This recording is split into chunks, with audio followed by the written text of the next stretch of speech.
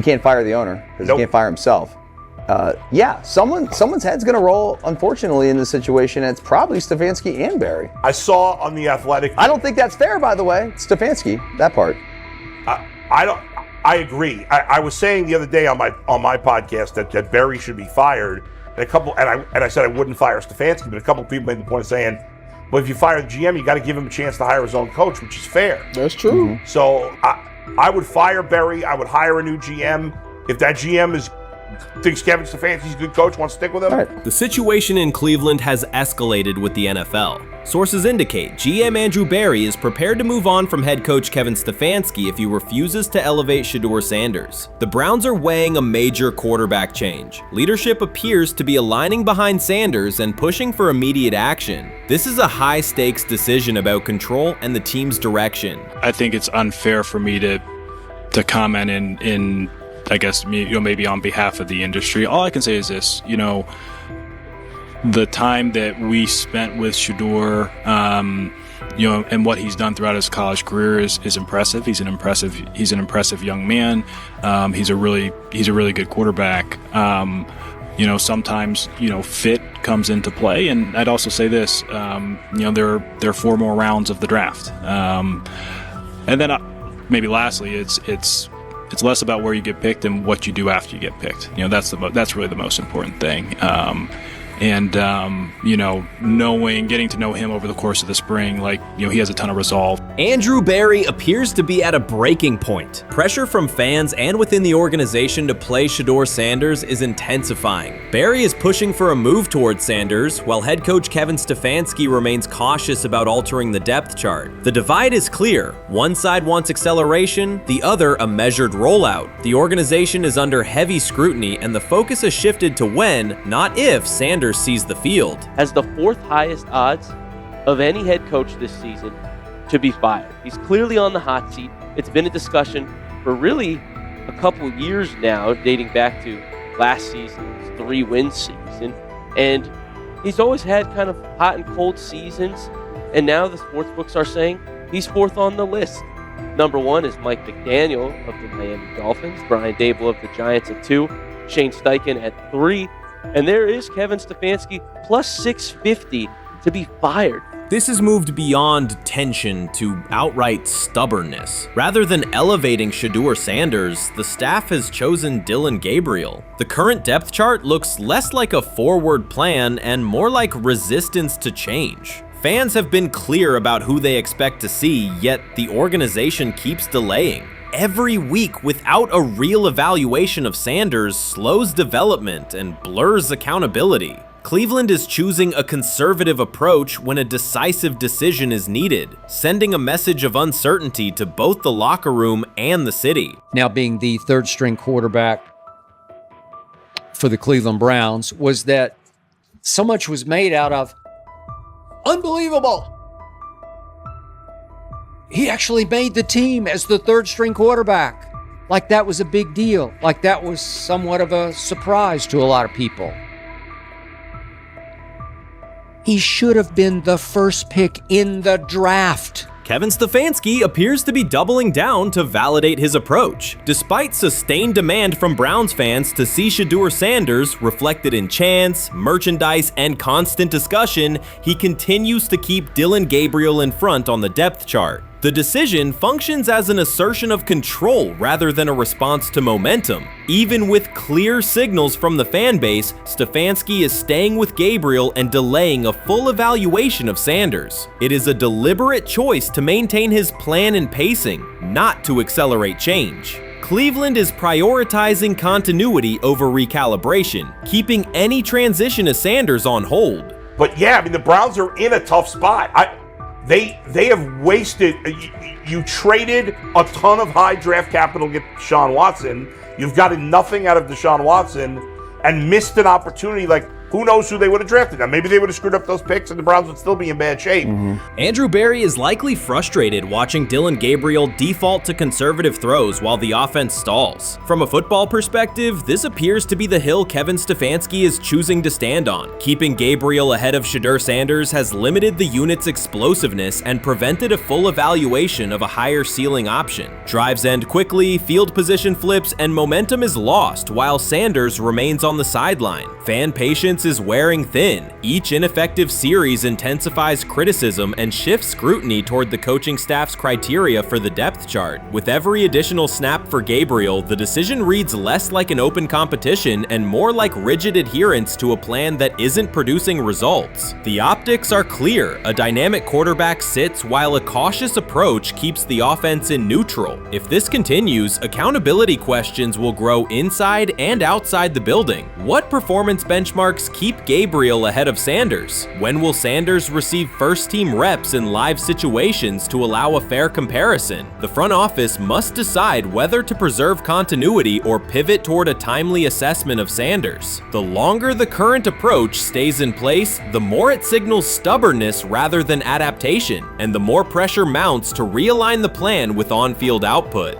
I honestly see it happening if the Browns lose a bunch of games. Like if they get 5 wins or less, I see the report coming out now that Stefanski will be fired. I don't want it to happen. I want the Browns to be good, win a bunch of games. I think that they're going to be a team that is slept on and can at least get 7 wins, which is why if they don't, I see Stefanski getting all the blame for that, and there'll be a new coach in Cleveland. Because their players, to me, are there once again. We've talked about the incredible rookie class. The approach in Cleveland lacks consistency. One week, Andrew Berry signals he wants Shedeur Sanders on the field. The next, Dillon Gabriel gets the reps and the plan stays conservative. Through it all, Kevin Stefanski shows limited urgency despite pressure on his job security. Fans are asking for an offense that can push the ball, change field position, and produce points. Instead, the unit leans on short throws and cautious sequencing. Gabriel's play keeps the ceiling low and momentum static, while a full evaluation of Sanders is postponed. The result is growing frustration and a clear disconnect between the front office, coaching staff, and expectations in the stadium. The NFL tried to teach him and his father a lesson. You don't act like that. You don't talk like that before a draft. We'll show you how our game is played. We will watch you plummet all the way. I think he would have gone undrafted except for that owner in Cleveland. And he is the key to everything because he is something of an against-the-grain maverick owner. He's kind of a wannabe Jerry. Fan speculation is growing. Some believe Kevin Stefanski lacks confidence in Shedeur Sanders. Others think he's prioritizing Dillon Gabriel for reasons unrelated to performance. A more extreme view claims Stefanski is manipulating outcomes to secure a buyout. Whatever the motive, the risk is clear. This approach is straining his relationship with GM Andrew Berry and alienating the fan base. Pressure is rising, Berry's patience is running out, and supporters have shifted from requests to demands. If the current plan continues, calls for a change in quarterback and accountability will intensify. He lied to us all when he said that this was going to be an open competition, a 4-man open competition when it comes to the QB situation up there in Cleveland, in which, from the looks of it, all we've seen it be was a 3-man race. The only people that has been getting reps in with the first team or with the veterans are Joe Flacco, Kenny Pickett, and Dillon Gabriel. We've never seen my boy Shedeur Sanders get a chance to get in. Even with him doing the things that he has been doing up there, he has yet to get in with the... Shedeur Sanders was caught off guard by Coach Kevin Stefanski's recent remarks, which have sparked talk of bringing in another starting quarterback. Commentators are debating whether Stefanski's comments reflect eroding confidence in Sanders or a brief lapse in judgment, but the rookie now faces intensified scrutiny over his role. The Browns, we got an analyst that says that Shedeur Sanders should have some kind of a ban, banishment of some kind. Come again? Say what? For what? And we've got, this would be more troubling. If I'm a Browns fan, and this is where we're going to start, potential dissension in the ranks of the front office and the coach. And over what? Quarterback. When a program's headline quarterback suddenly becomes the subject of sideline murmurs and quiet searches for replacements, the situation is unmistakable.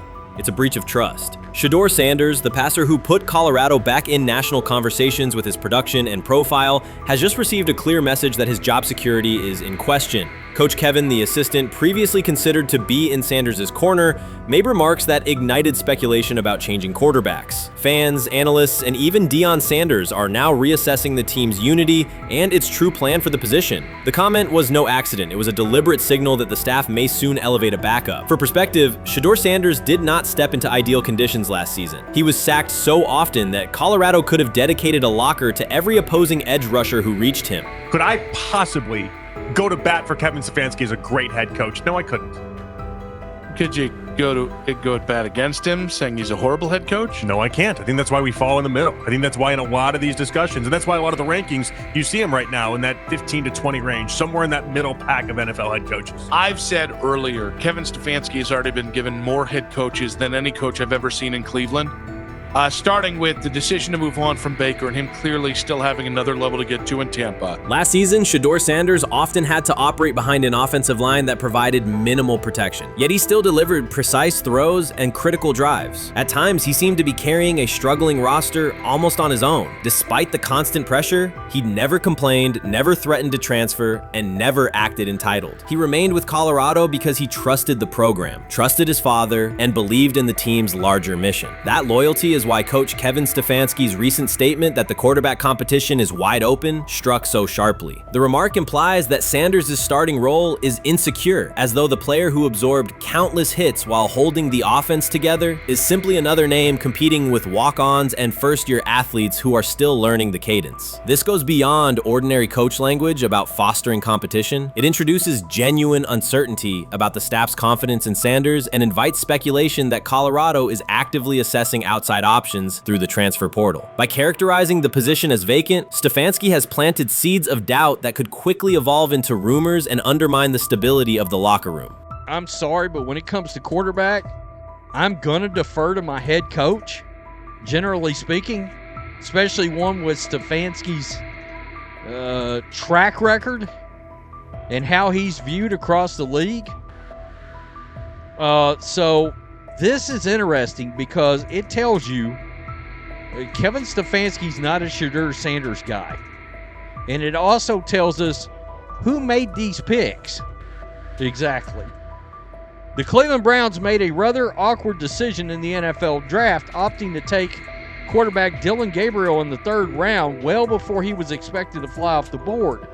Then 2 rounds later, the Browns took fellow quarterback Shedeur Sanders. So what exactly is going on? Discussion has begun about whether Colorado is actively evaluating another quarterback and preparing for life after Shedeur Sanders. Analysts are debating whether Coach Kevin's move is calculated strategy or a misstep that jeopardizes team stability. Sanders remains a top NFL prospect, Deion Sanders' son, and the program's public face. His highlights dominate social media and his jerseys outsell the team's victories. Yet he is once again being asked to reaffirm his position. The issue is more than routine roster management.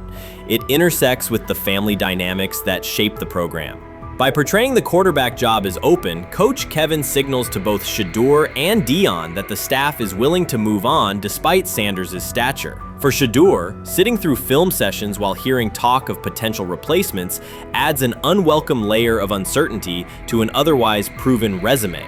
The decision may reflect a desire for a quarterback with a different profile, perhaps someone more mobile and system-oriented, rather than a dismissal of Sanders' accomplishments. Watson says he has been mentoring Shedeur Sanders at the quarterback position.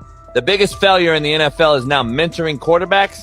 The most overpaid underdeliverer at the position is now mentoring 2 rookie QBs and a Super Bowl champ. So what exactly are you mentoring him at? You have had 24 civil lawsuits that you paid off to go away. And when you play, you are as ass as those massage therapists are, apparently. Shedeur Sanders is also a show. It's all about him. It's all about anything else. If you don't see that by now, then you're just blinded. Cleveland's second most talked about player has yet to take a professional snap, and it isn't Deshaun Watson. Rookie quarterback Shedeur Sanders has already captured the locker room's attention and the fan base's enthusiasm, creating a visible shift in the team's internal dynamics. Watson, once the uncontested focal point, now shares the spotlight with a newcomer who has only practiced in shorts. The Browns are experiencing a rapid, unforeseen change in popularity within their roster. Four-man competition. It's not. It's two guys versus two guys. It's the two older guys to be the starter. Yeah. It's the two younger guys to position themselves however it may be and show little improvement every single day, right? So, of all the things I'm watching the first five when they break a session, the first five with the veterans, with the ones. Who's in there, where are they going? The ball's going to Jerry Jeudy, right? Flacco's no dummy, lasts as long as he has, right? He can really whiz it. But as we go on, I want to watch these guys because they probably just got plays installed Tuesday, and they're out there running them Wednesday. Shedeur Sanders arrived in Cleveland and immediately commanded attention. The rookie has yet to take a preseason snap, yet the energy around him inside the building and across social media eclipses what many veterans receive in an entire season. Fan enthusiasm is so strong that Deshaun Watson's jerseys are already drifting toward the clearance rack at the team store. In a matter of days, Sanders has become the roster's second most popular figure, while Watson watches his once secure QB1 status and public approval shrink by the hour. Shedeur or Deshaun? Who do you want as your quarterback next year? Honestly, Shedeur. I love Deshaun though. Like, I don't understand all the hate for Deshaun. You get hurt and you get booed, bro. That's foul. That might be the foulest I ever seen. The Browns' social media staff posted a single candid photo of rookie quarterback Shedeur Sanders releasing a warm-up throw, and the response was immediate and overwhelming. Fans saturated timelines with edits of themselves alongside him, while Deshaun Watson's routine practice reps drew comparatively little notice. Although an official Sanders jersey has not been released, unauthorized versions are already moving at a pace that exceeds merchandise sales for several other AFC North teams. The surge in interest marks one of the most intense fan reactions Cleveland has experienced in recent memory. The excitement surrounding Shedeur also triggers a wave of criticism. Veteran analysts, anchored in a 1980s mindset, question whether his style will translate into lasting success. They focus on his NIL earnings, social media presence, and visible confidence, arguing that the image overshadows substance. To them, outward self-assurance appears to be a distraction rather than a competitive asset. Even a simple smile or brief display of personality is cited as evidence that he lacks the measured discipline they expect from a starting quarterback. Critics claim Shedeur Sanders is notable only because of his father, overlooking the performance he delivered at Colorado. Many of those same observers ignored the Buffaloes until Deion Sanders made national headlines, yet they now question whether his son has earned the attention. They want rookies to keep quiet, carry clipboards, and wait 2 seasons before challenging for a starting role. Sanders is disregarding that script from the moment he arrived. His presence has already turned Cleveland's quarterback discussion into a genuine two-man competition before a single preseason snap. Deshaun Watson maintains publicly that the situation does not concern him, but it is hard to believe the pressure is not real. A fully guaranteed contract protects his paycheck, not his standing in the locker room. Sanders, meanwhile, is translating charisma and early momentum into tangible influence with teammates, coaches, and fans, reshaping expectations for who will lead the Browns on opening day. I'm a firm believer. If I wanted Shedeur Sanders at 2, at worst at 33, of course I already think that he's better than other quarterbacks. Because that's the type of talent, that's where I would have picked him at.